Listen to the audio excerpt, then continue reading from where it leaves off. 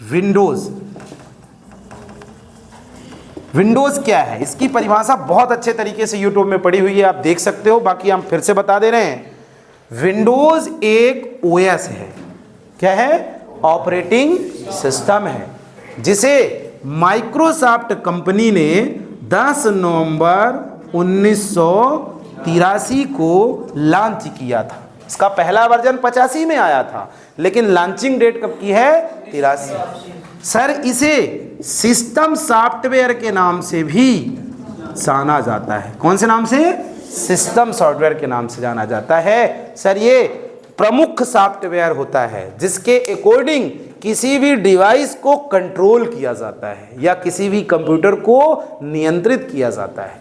Sir, अगर ये हमारे कंप्यूटर या हमारी डिवाइस में पड़ा नहीं है तो हम अपने कंप्यूटर का इस्तेमाल नथिंग तौर पे कर सकते हैं, कोई भी काम नहीं हो पाएगा। ये सर प्रमुख सॉफ्टवेयर होता है। यह पूरे कंप्यूटर्स में लगी हुई डिवाइसेस, लगे हुए सॉफ्टवेयर के लिए कंट्रोलिंग देता है, इन्वायरमेंट देता है कि आप हमारे इसके माध्यम से ये वाले काम कर सकते हो। ठीक है ना सर? इसके पहले मार्केट में और भी ऑपरेटिंग सिस्टम थे जो काम करने में हमारे सामने बाधा या समस्या लाते थे। जैसे इसके पहले एक ऑपरेटिंग सिस्टम था जिसका नाम था डॉस, डिस्क ऑपरेटिंग सिस्टम, जिसमें काम करने के लिए सर हमें कमांड्स का सहारा लेना पड़ता था। किसका सहारा लेना पड़ता था? कमांड्स। कमांड्स याद है तो काम कर पाते थे, अन्यथा काम नहीं होता था। अर्थात सारे काम हमारे याददाश्त तक ही सीमित थे। और सर, यहाँ पे काम करने के लिए हमारे सामने एक ब्लैक स्क्रीन आती थी जहां माउस भी काम नहीं करता था। इसलिए इस बड़ी समस्या को सॉल्व करने के लिए, कमांडो से मुक्ति पाने के लिए माइक्रोसॉफ्ट कंपनी ने एक ऑपरेटिंग सिस्टम का निर्माण किया जिसका नाम रखा गया विंडोज। सर, इसमें जो काम कमांड में होता था, इसमें अब वो काम विंडो के आकार में होने लगा है, आयताकार बॉक्स के रूप में होने लगा है, ग्राफिक्स के रूप में होने लगा है, जिससे हमें किसी भी कार्य को या किसी भी चीज को याद करने की आवश्यकता नहीं पड़ती है। इसके नाम से ही पता चलता है विंडो, अर्थात अगर हम यस हटा दें तो सिर्फ एक विंडो, आयताकार बॉक्स। सर, जब ये एक खुले तो विंडो, और जब ये अनेकों खुल जाएं तो सर हम इसे विंडोज कह देते हैं। आप लोग कंप्यूटर पे अभी जब काम करने जाते हो तो आप देखते हो कि सारे काम हमको इसी रूप के बॉक्स में खुलते हुए देखने को मिल जाते हैं।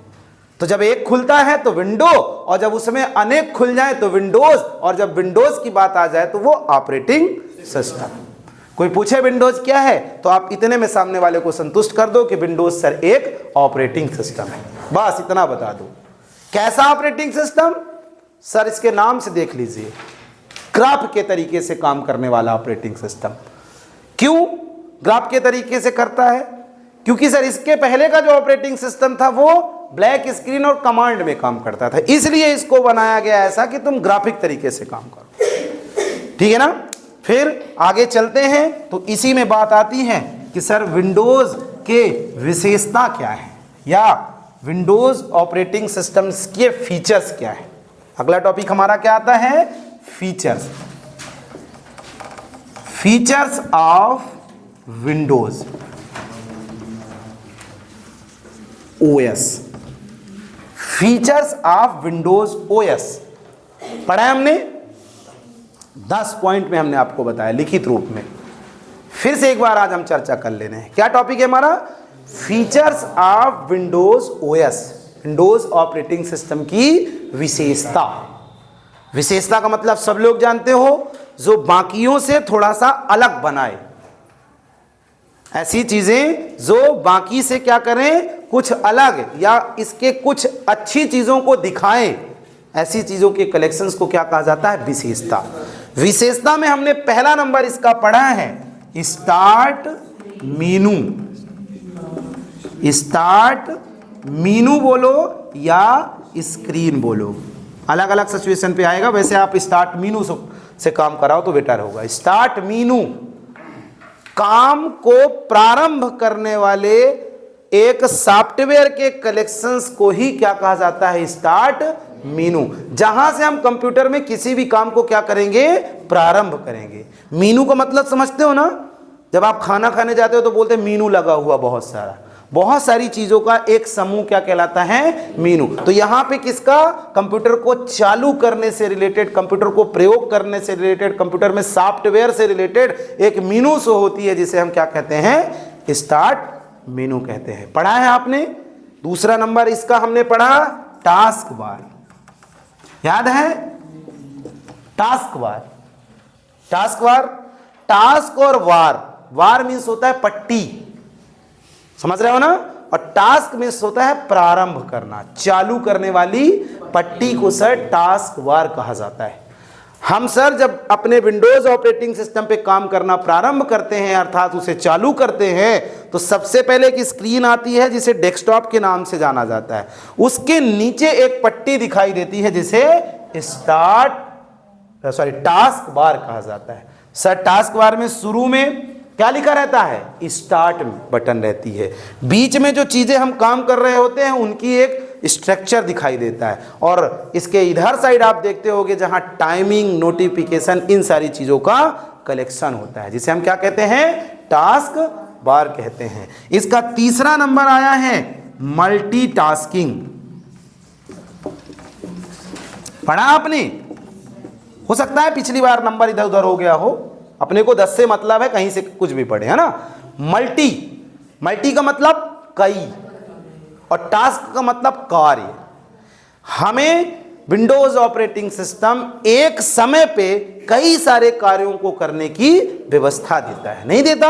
आप देखते हो हम टाइपिंग मास्टर भी खोल लेते हैं, नोटपैड, वर्डपैड सब खोल लेते हैं, वो टास्क बार में नीचे पड़े रहते हैं।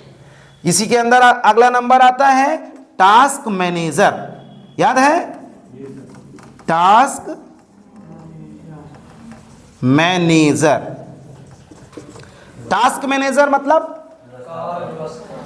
कार्य की व्यवस्था, अर्थात मान लो आपका कंप्यूटर हैंग कर दिया, या कोई सॉफ्टवेयर आप बंद करना चाहते हो, वो बंद नहीं हो रहा है, तो आप टास्क मैनेजर से ताकत से कंप्यूटर में चल रहे सॉफ्टवेयरों को या किसी भी काम को क्या कर सकते हो, बंद कर सकते हो। और इसको खोल के आप ये देख सकते हो कि कंप्यूटर के किस किस हिस्से में कार्य हो रहा है।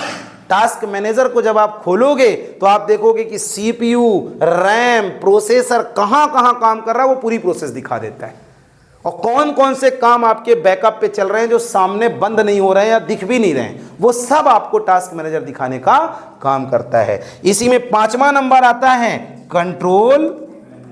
पढ़ा आपने, हैं, कंट्रोल पैनल। कंट्रोल और पैनल, कंट्रोल का मतलब नियंत्रण, और पैनल का मतलब है एक ग्रुप में रखी हुई चीजें। जैसे मैं कहूं कि आप अपने मोबाइल्स में अगर कोई बदलाव करना चाहते हो, डेट बदलना है, टाइम बदलना है, नया सॉफ्टवेयर लाना है, सॉफ्टवेयर हटाना है, डिस्प्ले बदलना है, और भी बहुत सारी चीजें बदलने से रिलेटेड अगर आपको अपने एंड्रॉयड मोबाइल में करना है, तो किसका प्रयोग करते हो, सेटिंग का करते हो।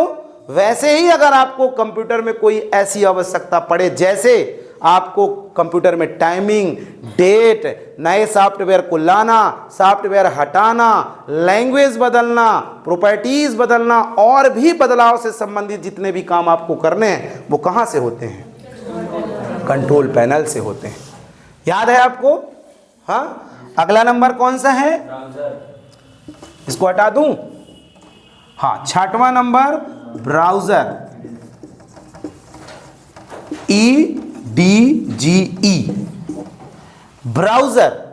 अर्थात अगर आपको अपने विंडोज कंप्यूटर में कोई इंटरनेट से रिलेटेड चीजें सर्च करनी है, इंटरनेट आपको अपने कंप्यूटर में क्या करना है, चलाना है, तो आपके विंडोज ऑपरेटिंग सिस्टम में पहले से एक कोई ना कोई ब्राउजर पड़ा रहता है। जैसे विंडोज में विंडोज 10 तक की अगर हम बात करें तो इंटरनेट एक्सप्लोरर पड़ा रहता था, लेकिन विंडोज 10 के बाद इसका नाम बदल के EDG कर दिया गया है। लेकिन अगर हम आपके मोबाइल्स में बात करें तो बाय डिफॉल्ट एक ब्राउजर पड़ा रहता है जिसका नाम है Google Chrome.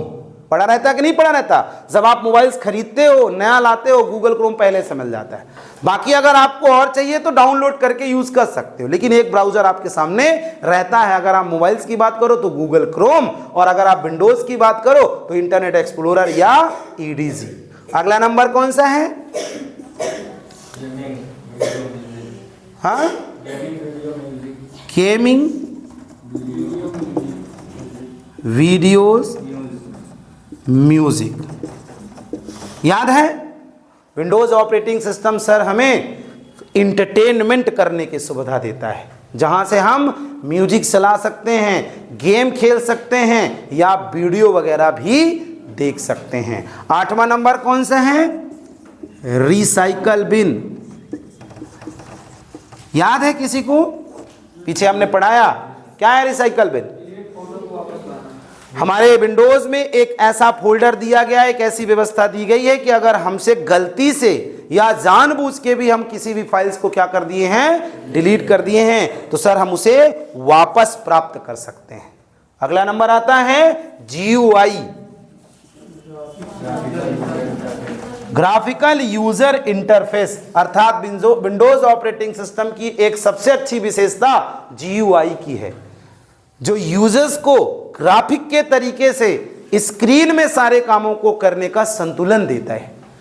Graphical user interface इसका नाम ही है, अर्थात एक ऐसा इन्वायरमेंट, एक ऐसी स्क्रीन देती है विंडोज कि आप सारे कामों को इजी पैटर्न में कर सकते हो। 10वां नंबर कौन सा है? File explorer. याद है फाइल एक्सप्लोरर क्या है? फाइल में आप यस लगा सकते हो, फाइल्स, और एक्सप्लोर का मतलब होता है व्यवस्थित तरीके से रखना या दिखाना। सर जब हम अपने कंप्यूटर्स में कई सारी फाइलों का निर्माण कर लेते हैं, कई सारी फोल्डरों का निर्माण कर लेते हैं, तो हम अपनी सारी फाइल्स और फोल्डर को एक्सप्लोर करके रख सकते हैं, अर्थात व्यवस्थित विंडो में शो करके रख सकते हैं और उन फाइलों पे डायरेक्ट काम कर सकते हैं। जैसे खोलना है, नाम बदलना है, डिलीट करना है, कॉपी करना है, मूव करना और जो भी चीज़ें करनी है, तो सर हम फाइल एक्सप्लोरर का प्रयोग करके ये काम कर सकते हैं। सर इस प्रकार से हमारे विंडोज ऑपरेटिंग सिस्टम्स की ये विशेषताएं हैं जो बाकी ऑपरेटिंग सिस्टम की अपेक्षा इसे अलग बनाती हैं।